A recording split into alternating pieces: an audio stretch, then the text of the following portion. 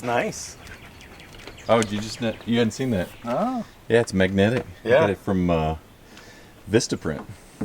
Yeah, that's a lot of contractors. They just print their big things on there and put it on their truck when they're working and take it off It was when they're... so easy and so inexpensive.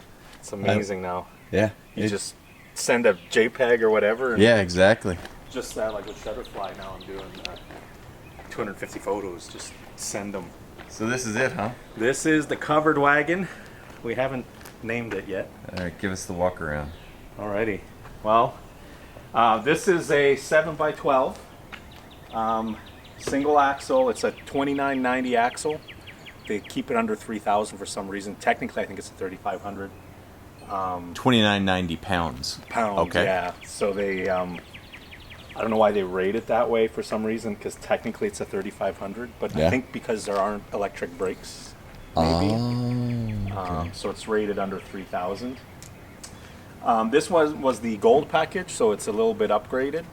Yeah. So it's all LED. So you've got LED lights, but they're still pretty simple trailers. LED around the trailer. All the way around? Yeah. The one thing I would prefer is the thicker aluminum. It is just a little, it's the thinnest you can get.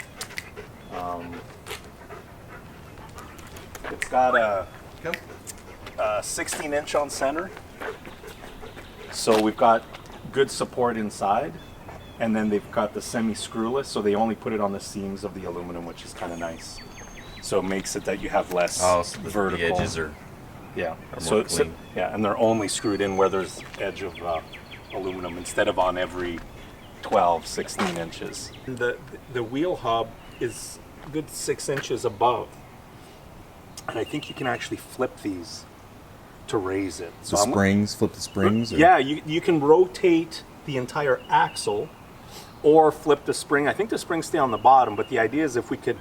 Oh, we put the axle underneath the springs. So you get more height, Yep. so it would raise the trailer. Because I think this is made to drop the trailer a Yep. little bit to make it easier to load your things. But if you want more clearance, I think you can flip it, and we'll get from a drop of 4 to 4. A raise of 4. So you end up with more height here. I'm still going to have issues with my width, but I would like to put bigger tires on there. Anyway, so that's the one thing we'll have to look at is the axle, brakes, and...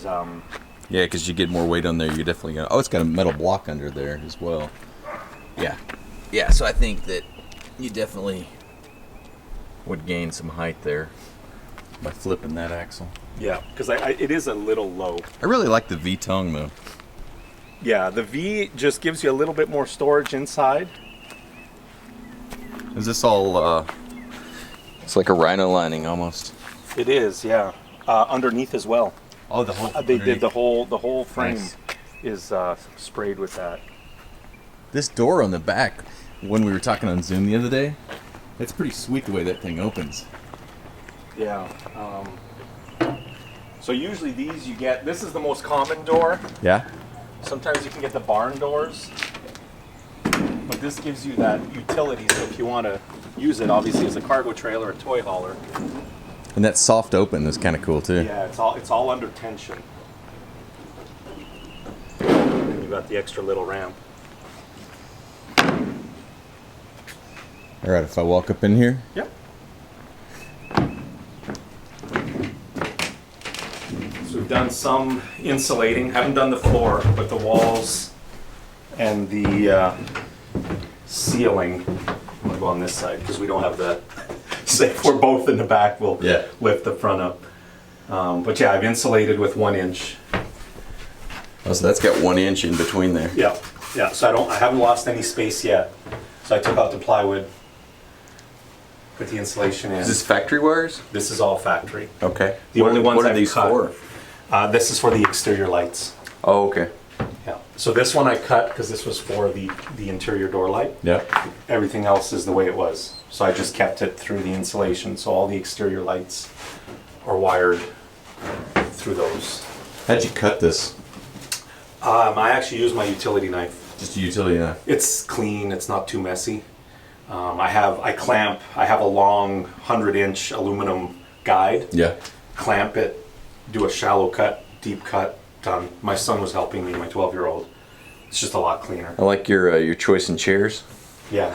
I'm gonna have like 2 or 3 of those in a little bar. Yeah, this is it. It's converted. Nice, nice. Yeah, it's roomy in here. Yeah, this I think. Like I don't know if I can hold this thing out so you can see, but let's see. Let me adjust this. I'm still figuring out how to do this with a big camera. All right, yeah, now I can do it like that. Because you've got 12 feet from here, Yeah. and then the nose gives me about another 20 inches. Okay. Definitely an extra foot of width. Makes it feel roomier as well. Yeah. This thing's huge inside compared to the Moby. Of course, yeah. It's a lot bigger. A lot of people look at it and say it's a really small camper. It's a huge teardrop. Yeah. You know, it depends on your perspective. Well, and height-wise too. Height. Like when you were on Zoom the other day and you were doing this, it like you could. I mean, it didn't seem like it was that tall, but it's tall. Yeah. Yeah, it's extra height. Some people actually add even more, but I think this is plenty. They like lift the ceiling. Yeah. Yeah, because you just get it manufactured with the higher, the longer beams. Gotta do that like that. Oh yeah, that works.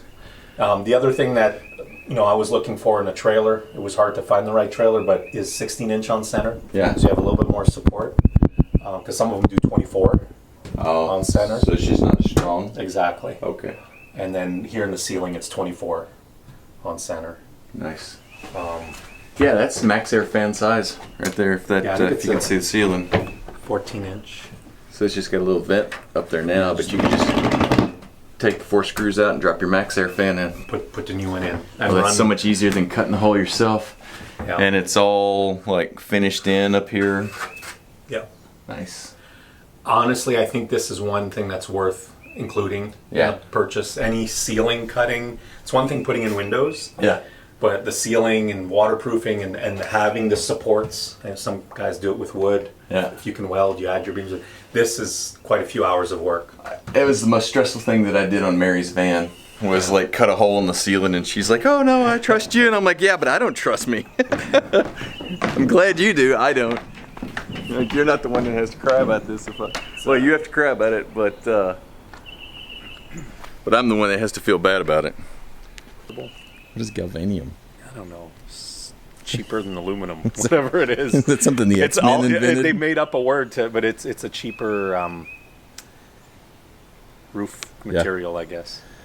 So I noticed you had a little mark on the door there. Is that where a window's gonna go? Still, honestly, so I ordered. You got some marked to turn windows. Yes, I'm really excited. Whoa! To see that. And the next show you thing what we need to just buy did is there. is the jacks. Yeah, we just jacked this thing up off the ground because we both got in there and we didn't have it supported, and we spilled Paul's coffee. Ooh, yeah. Yeah. That's why you need the jacks in the back. Oh, Gotcha. You spilled your cocktail. Did it break your cup? It's a Yeti. It's indestructible. It's a Yeti. It's indestructible. Yeah. Lid even stayed on. Brilliant. And the coffee, I bet you, is still warm. What do you think, Scout? It's a Yeti. He's got his own Yeti. He's got his own Yeti. He does. He has Yeti bowls. See if we put this back on there and keep it on there. So yeah, the door. So I got 2 windows. So they were really great to work with. I emailed them. I said, I'm really trying to finish this build. Arctic Tern. Yes, and a lot of their windows right now are just pre-order. And so I was able to message with the lady there who rushed the order. So I'm going to get those windows in about a week. Nice. And what size did you get? So it's millimeters. Wow. It's the big one. It's basically Is that Canadian math? 22 inches tall by 33 inches, 36 inches. It's We're pretty gonna do that on that side over on there. this side, and then I got another one that's 22 inches tall by 14 inches wide. I only got the 2 for now. Those windows are a little bit more expensive, and I wasn't sure if I wanted to put it in the door. So I might put the 2 nice windows on this side. Yeah. I'm going to have bunks, I think, on this wall, so I might not have windows on that side. Yeah. And I'm thinking maybe just a cheap, RV door. So you're thinking bunks on this wall here? Behind the door. So it's going to be a bench, and then it folds up, kind of like Agnes. Yep. So the back of the seat folds up. Oh, you are going to try that design. We'll see. That's my thinking right now. And then this side will be like a dinette on the left side. So it'll be two benches facing each other that then fold into a bed.